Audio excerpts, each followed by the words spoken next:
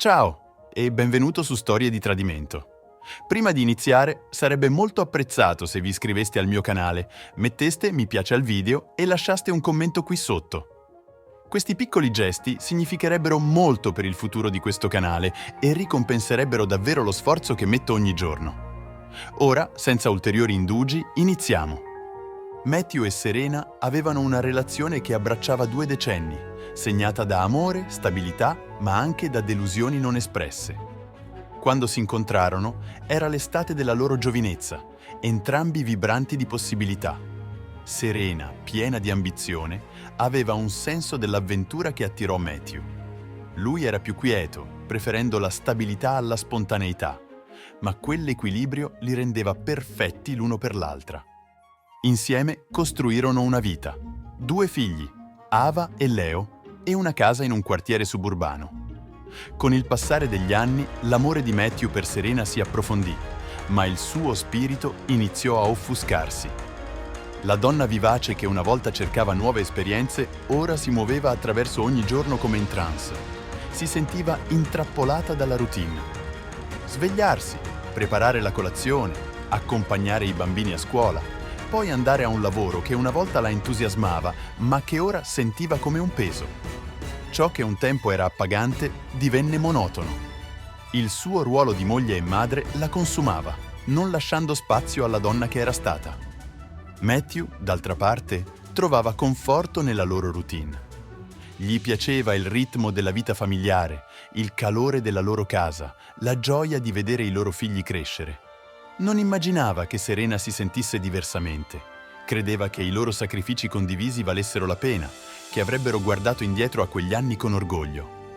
Ma era cieco al crescente inquietudine di Serena. La notte del loro 20° anniversario, Matthew tornò a casa tardi. Si era fermato in vari negozi, volendo che tutto fosse perfetto. Rose, una bottiglia del suo vino preferito e una cena scelta con cura. Ma quando entrò dalla porta, la tensione lo colpì immediatamente. Serena era seduta al tavolo da pranzo. La luce tremolante delle candele proiettava ombre sul suo viso, evidenziando la sua frustrazione. «Capisci davvero cosa significa oggi, Matthew?» La sua voce tagliò il silenzio come una lama. 20 anni e sei ancora lo stesso. Pensi ancora che puoi presentarti con fiori e tutto andrà bene.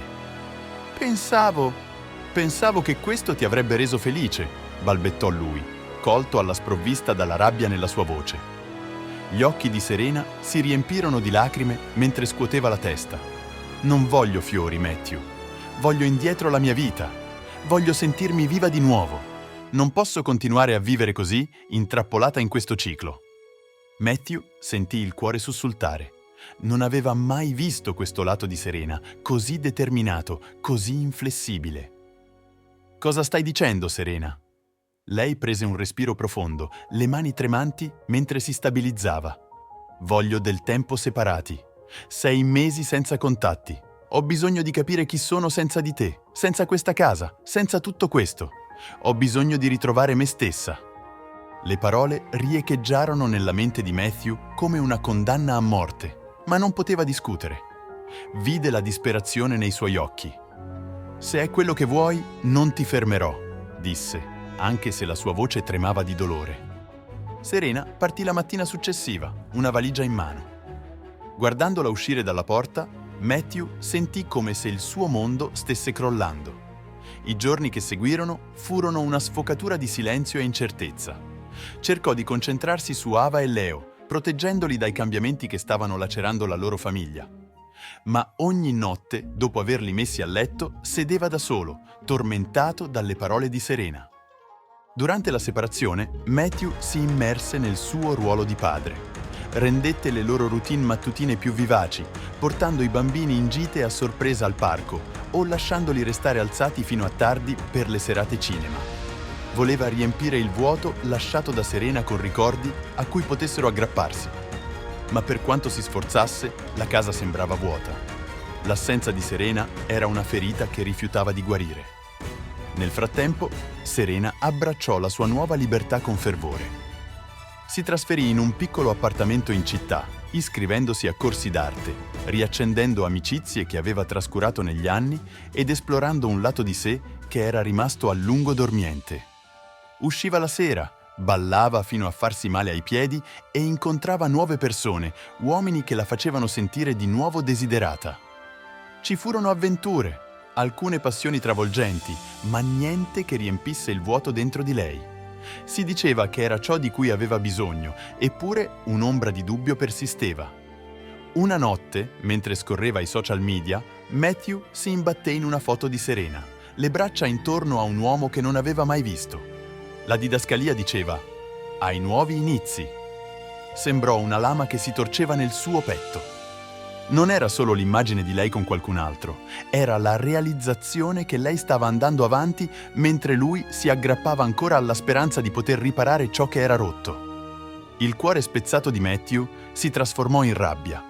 Iniziò a vedere la richiesta di spazio di Serena non come un bisogno di scoperta di sé, ma come un modo per esplorare una nuova vita senza di lui. Il pensiero lo consumava. Si rese conto che non poteva più aspettare che lei decidesse se voleva tornare. Doveva proteggere se stesso e i suoi figli da ulteriori sofferenze. Contattò un avvocato per avviare il processo di divorzio, qualcosa che non avrebbe mai pensato di dover fare. Fu una decisione difficile, ma sapeva che era necessaria. Non poteva continuare ad aspettare, sperando che Serena tornasse a una vita che non voleva più. Durante l'incontro, l'avvocato J.L.E. chiese se fosse sicuro. Le mani di Matthew tremavano mentre firmava i documenti, ma annuì. «Devo farlo, per me e per i miei figli». Determinato a lasciarsi alle spalle il dolore, Matthew iniziò a pianificare la sua uscita. Prelevò i loro risparmi dal conto comune e preparò l'essenziale per sé e per i bambini. Fu un processo freddo e metodico. Una parte di lui si sentiva in colpa per aver preso misure così drastiche, ma l'amarezza nel suo cuore lo spinse avanti. Matthew e i bambini si diressero verso una piccola città lontana dalla loro vecchia vita. Trovò una casa modesta circondata da alberi, dove l'aria era fresca e i vicini distanti. Non era lussuosa, ma era un luogo dove potevano ricominciare. Si dedicò a far funzionare questa nuova vita. Trascorse i fine settimana costruendo una casa sull'albero con Leo, insegnando ad Ava a cucinare e lentamente creando un senso di normalità per loro.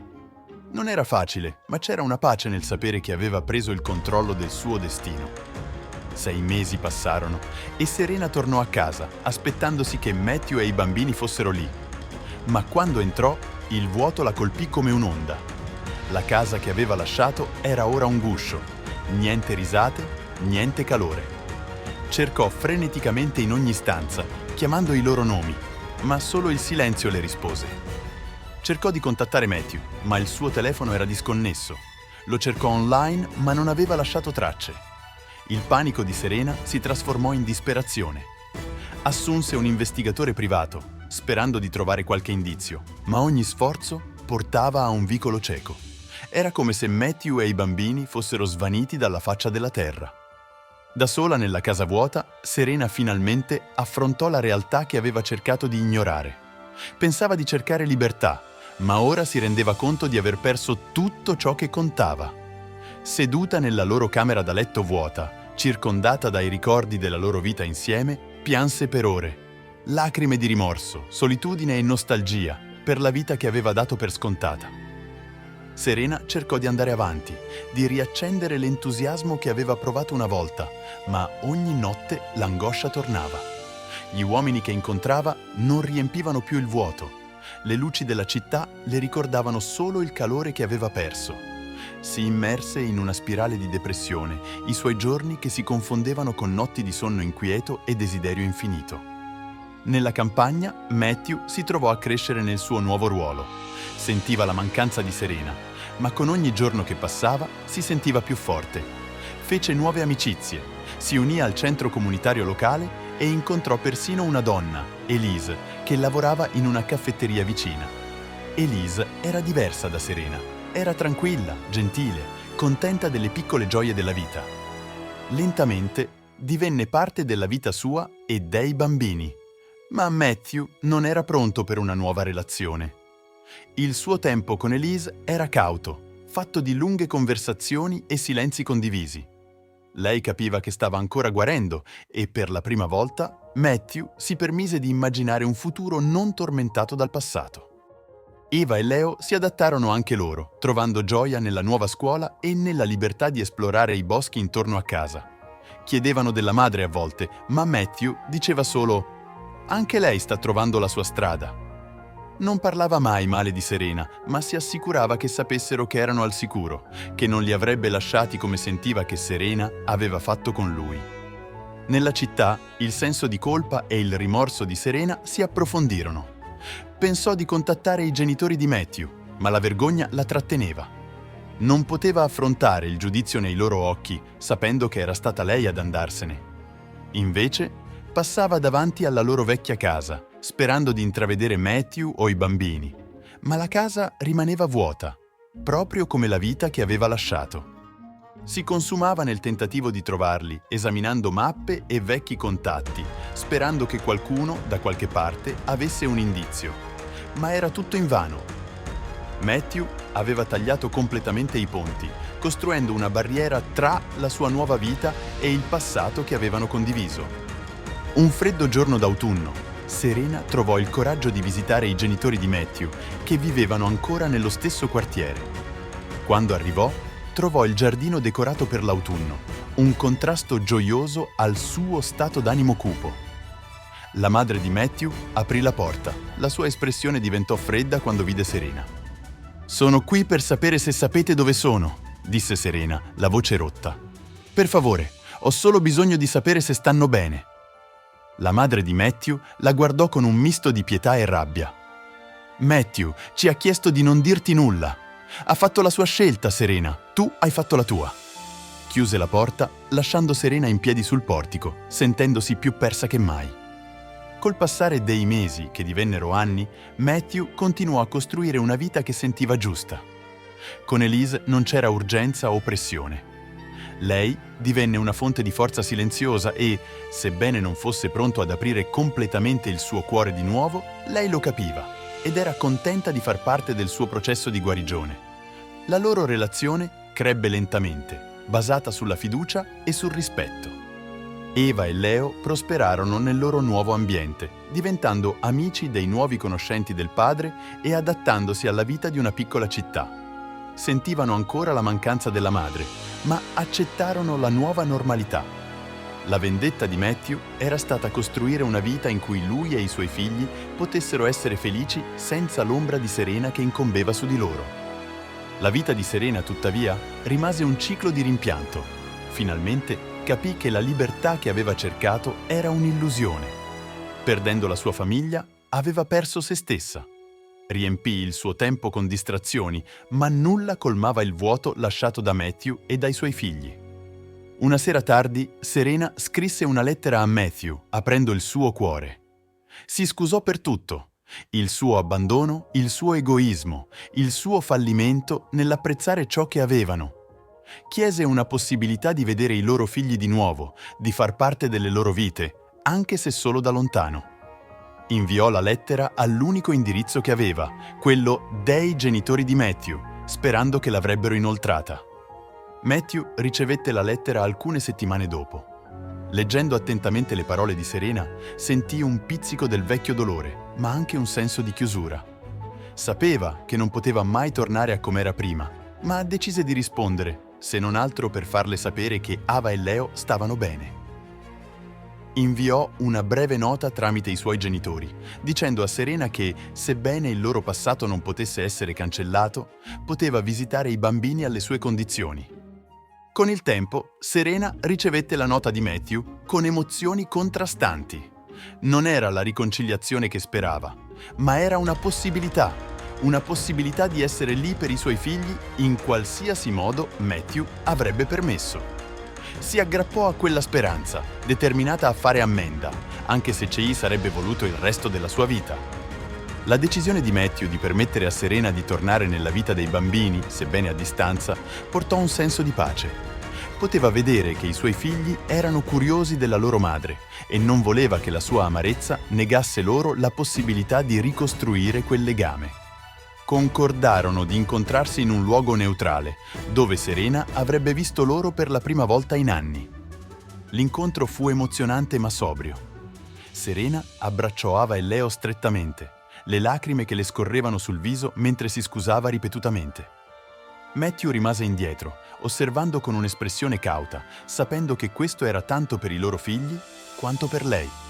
Parlarono delle loro vite, della loro nuova casa, e Serena ascoltò, cercando di assorbire tutto ciò che aveva perso. Da quel giorno in poi costruirono una fragile tregua, in cui Serena poteva essere presente a distanza. Ma il divario tra lei e Matthew rimase. Visitava occasionalmente e, sebbene il rapporto con i bambini fosse teso, lentamente iniziò a ricucirsi. Non era la vita che aveva immaginato, ma era un piccolo passo verso la redenzione. Anni dopo, Matthew trovò un momento di tranquillità con Elise sul portico della loro casa, guardando il giardino dove i bambini giocavano. Le teneva la mano, grato per il sostegno che Gilly aveva dato e per la nuova vita che avevano costruito insieme. C'era un senso di speranza che una volta sembrava impossibile. Serena continuò a vivere in città, ma faceva visite regolari per vedere Ava e Leo. Ricostruì una vita diversa da quella che aveva abbandonato, ma plasmata dalle lezioni che aveva imparato. Sebbene il senso di colpa non l'avesse mai completamente abbandonata, imparò a conviverci, trovando conforto nel tempo che poteva trascorrere con i suoi figli. Matthew e Serena non trovarono mai la strada per tornare insieme, ma nelle loro vite separate trovarono una parvenza di pace. E sebbene i loro cammini rimanessero divisi, entrambi portavano le cicatrici delle loro scelte, un promemoria dell'amore che c'era stato e delle vite che avevano forgiato dalle sue ceneri. Che ne pensate della scelta di Matthew? Avreste fatto lo stesso al suo posto? Fatecelo sapere nei commenti. Se questa storia vi ha colpito, mettete un like e iscrivetevi al canale per non perdere le prossime incredibili vicende che abbiamo in serbo per voi.